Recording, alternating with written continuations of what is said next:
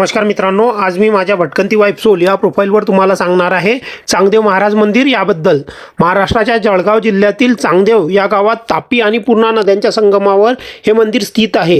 हे हेमाडपंथी स्थापत्य शैलीचे अप्रतिम मंदिर 12व्या शतकातील थोर योगी चांगदेव महाराज यांना समर्पित आहे।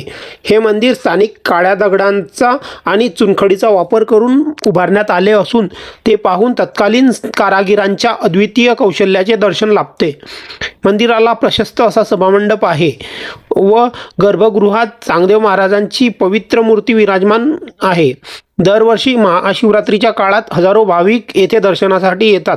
फेब्रुवारी मार्च महिन्यात साजरा होणाऱ्या या सणाच्या निमित्ताने येथे विशेष धार्मिक विधी, प्रार्थना आणि भव्य यात्रा भरते। चांगदेव महाराज यांच्याबद्दल प्रसिद्ध आख्यायिकेनुसार त्यांनी योग सिद्धीच्या माध्यमातून निसर्गाच्या पंचतत्वांवर नियंत्रण मिळवले होते। ते आपल्या सिद्धीच्या सामर्थ्यबळाने 1400 वर्षांपर्यंत जगले होते असे सांगितले जाते।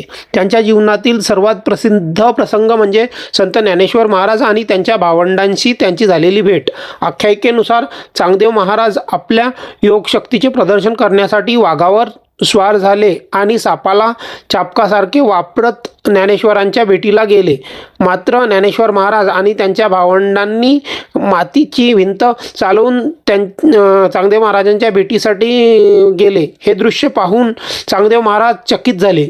या प्रसंगाने त्यांच्या अहंकाराचा समूळ नाश झाला। त्यानंतर त्यांनी संत ज्ञानेश्वर आणि मुक्ताबाई यांना गुरु मानले आणि आपल्या आध्यात्मिक प्रवासाला नवीन दिशा दिली। शक्तिशाली योगीपासून ते एक ज्ञानी संत बनण्याचा त्यांचा हा प्रवास महाराष्ट्राच्या संत परंपरेतील एक महत्त्वाचा अध्याय मानला जातो। तर धन्यवाद मित्रांनो, अशाच नवनवीन माहितीसाठी माझ्या प्रोफाईलला फॉलो आणि सबस्क्राईब करायला विसरू नका।